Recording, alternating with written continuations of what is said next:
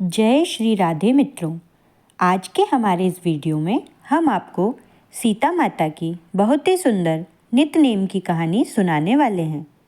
जब भगवान श्री राम वनवास काट रहे थे तब माता सीता ने 12 वर्ष तक नित्य नेम की कहानी कहने का नियम ले रखा था। राम आए, लक्ष्मण आए, देश के पुजारी आए, नित्य नेम का नेम लाए। आओ राम, बैठो राम, तपी रसोई जीमो राम, माखन मिश्री खाओ राम, दूध बताशा पियो राम, सूत के पल का मोड़ो राम, शाल दुशाला ओढ़ो राम। जब बोलूं जब राम ही राम, राम संवारे सबके काम, खाली घर भंडार भरेंगे, सबका बेड़ा पार करेंगे। जय श्री राम, जय जय राम। ये कहानी सीता माता रोज कहा करती थीं और श्री राम इसे सुना करते थे। एक दिन श्री राम को लक्ष्मण जी के साथ किसी काम से बाहर जाना पड़ा तो सीता माता बोलीं, भगवान, मेरे 12 वर्ष के नित्य नेम का नियम है, अगर आप बाहर जाएंगे तो मैं अपनी कहानी किसे सुनाऊंगी।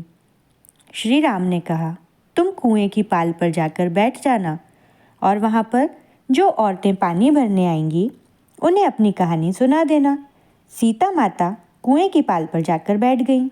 एक स्त्री आई, उसने रेशम की जरी वाली साड़ी पहन रखी थी और सोने का घड़ा ले रखा था।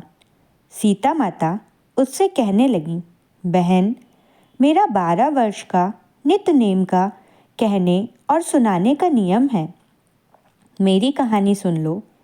पर वह स्त्री बोली, मैं तुम्हारे नित्य नेम की कथा सुनने बैठूंगी तो मुझे देर हो जाएगी और मेरी सास मुझे डांटेंगी। और उसने कहानी नहीं सुनी और वहाँ से चली गई। घर पहुँचते पहुँचते उसकी रेशम जरी की साड़ी फट गई और सोने का घड़ा मिट्टी का हो गया। सास ने देखा तो बोली, ये क्या हाल बनाई है।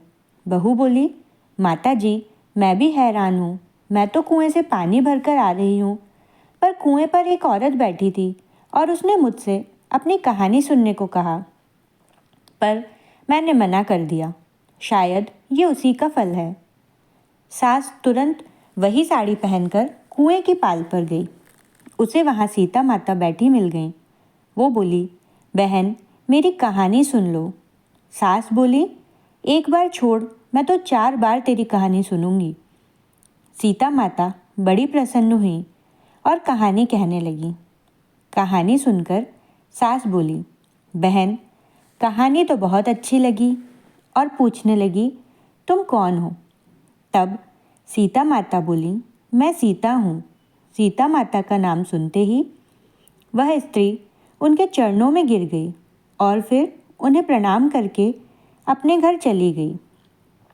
उसकी फटी साड़ी फिर से जरी की हो गई और मिट्टी का घड़ा फिर से सोने का हो गया। घर पहुंची तो बहू बोली, सासू माँ, आपने ये कैसे किया। सास बोली, बहू, तू तो दोष लगाकर आई थी, मैं तेरा दोष उतार कर आ रही हूँ। वो स्त्री जो तुझे मिली थी वो सीता माता थी, पुराने से नया कर देती हैं, खाली घर भंडार भर देती हैं, सभी इच्छाएं पूरी करती हैं। बहू बोली, ऐसी कहानी मुझे भी सुनाओ।